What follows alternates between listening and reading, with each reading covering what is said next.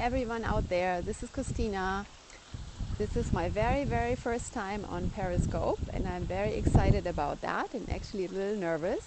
So today I would like to broadcast the very first time about my organic garden in San Diego, California. And I think we just start the tour. So this is the right side of the bed, and I'm just walking slowly over to the left, and you can get already a first peek into the bed. So as I said, I'm a gardener in San Diego. I'm gardening only organically. This is very dear to my heart, just to protect the environment. And I also would like to show that you can have a beautiful garden as an organic gardener.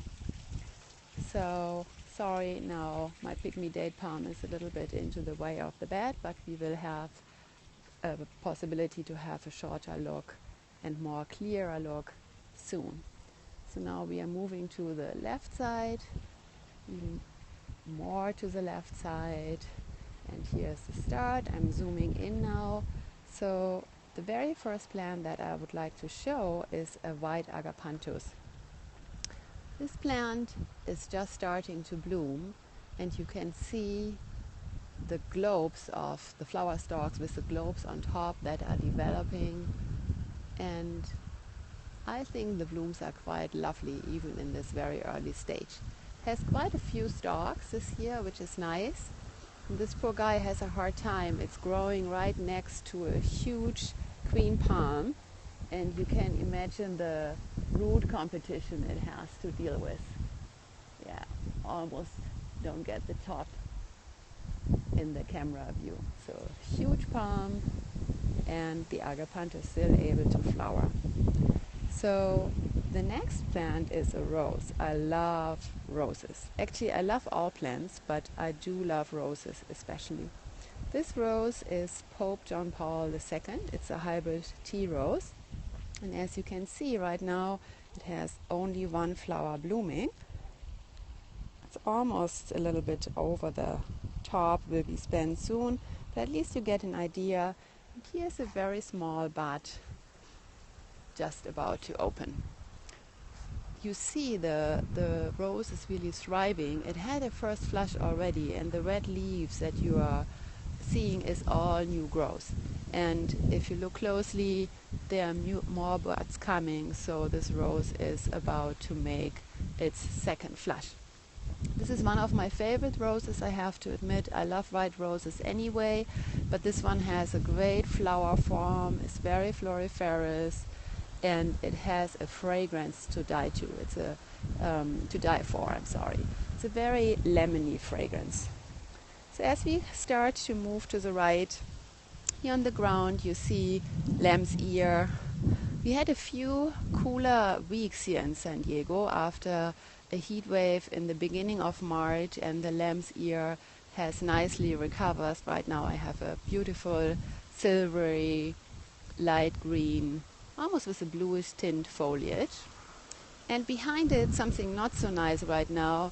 These are Amaryllis belladonna, and they're just pulling back. They're drying up before the summer. The foliage is drying up before the summer. And then probably in August I get huge flower stalks with trumpet-like very beautiful flowers.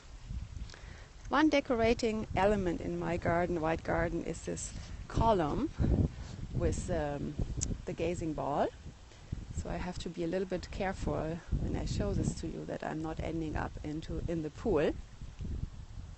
And then we continue our little walk more over to the right. Again, there's another rose. This one is called Candace Beauty. It's another hybrid tea rose. Had its flush already, but it's flushing again, and there's a second bloom, a new bloom, not a second bloom, I'm sorry, a new bloom just developing. So I had quite a bit of problems with rose rust this year, and I'm not only gardening, there's another, but I'm not only gardening organic, but I also don't spray. I love roses, but I'm really determined to find varieties which are healthy that I can grow here without spraying. And if you look closer here, I don't know if the camera is picking that up, you see already a little bit of rose rust. Do you see the orange spots? So that was really a big problem this year in my garden so far. Has never been as bad. I think it has to do with the climate change that we are experiencing. So the only thing I'm doing is I'm basically really pulling these leaves off to prevent the rust from spreading. So looking at the plants more to the ground, this is Geranium biocorvo.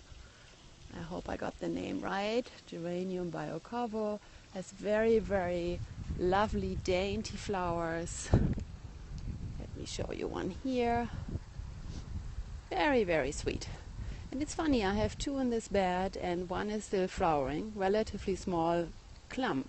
And the other one, more to the right, we come to in a little bit.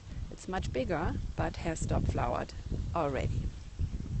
Then some new additions, which I'm really, really fond of, are these dianthus. Very common flower, but nonetheless very, very beautiful. It's called Floral Lace White. So the variety is called Floral Lace White. A simple dianthus, but it adds a nice few white flowers to the bed. Again, they're relatively new, and I hope they are starting to bloom a little bit more floriferously as we go in the next couple of weeks. Next up is really one of my favorite plants in this bed. This is actually an Alstroemeria. It has a little bit of a fancy name. It is called Alstroemeria Princess Lilies Claire. I don't know why it has to be so complicated, but that's the name. So again, Alstroemeria Princess Lilies Claire, and it's flowering for a good 2 months now. I think the blooms are incredibly beautiful. They can be used to pick for indoors for simple flower arrangements. And I think it's a little bit exhausted by now, but maybe if I give it a little bit more fertilizer, it will perk up again and continue to flower even more. Next up, we encounter a heuchera. I think the name of the variety is called Venus, which I really, really, really like. Look at the beautiful veining of the leaves. No flowers, but my white garden bed, oops, I almost dropped my phone. My white garden bed has a theme which is not only white but also silver, gray, white, and this has a little bit of, brings a little bit in of the silver hues. We have a little bit of wind right now, but not so good to do a broadcast, but very pleasant. By the way, temperatures are 72 degrees Fahrenheit here right now, which is probably 22 degrees Celsius for all my hopefully global viewers in the future. So it's really a very, very nice day. Usually it is much, much, much hotter at this time of the year here. Then in the background we are moving forward and we are having a iris, and it just blooms. Very beautiful, silvery white, very elegant flower. The name of the variety is called Platino. So we're moving back. I have a little white garden statue here just to bring some more interest into this bed. Then there are some more of the white dianthus. I planted a group of 3 plants, and I have 4 of these groups in this bed just to have some repetition of the same plant to bring some calmness into the bed. Now I show you my silver garden glass balls. These are actually from Germany. I bought them from a trip to Germany with me. As you may hear in my accent, I am from Germany as well, and I'm just in love with them. They're so beautiful.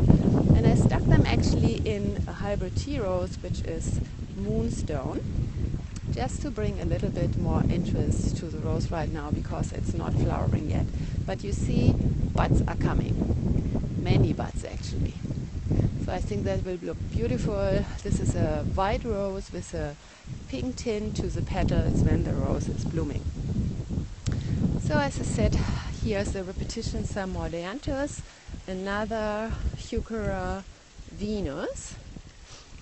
And then I put another white terracotta thea here, just to again bring more white into the bed. The bed is very small, so it's hard to have enough white flowers blooming to really bring that white color into this bed. So I decided to bring it a little bit into the bed by placing garden accents, and this is one of them.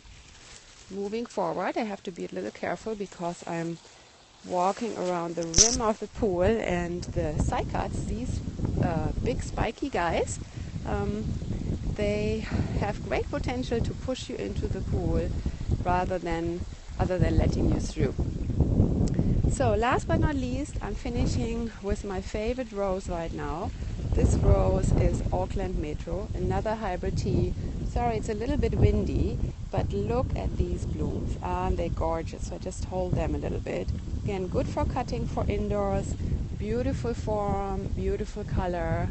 They are just happy right now, and you see there are many more buds to come that will bring great pleasure to me and color to the white garden bed. So I think that's it from me from here, from my podcast, the very first time. My broadcast for the very first time. So if you like what you have been seeing, I just want to let you know that I'm also writing a garden blog, which is called organicgardendreams.com. I repeat, organicgardendreams.com. I will put up hopefully a post later about this garden bed, white garden beds. If you want to see some more photos or maybe get some plants in that you were not able to pick up so quickly, I would be happy if you would visit me. So maybe just to make it a little easier, I just show you the name of my blog with my little business card. You see organicgardendreams.com. Just make sure you add the S to the dreams so that you land on my blog. Thank you so much for viewing. This is it from here, from me, from San Diego, and my organic garden from today. See you next time around. Bye bye.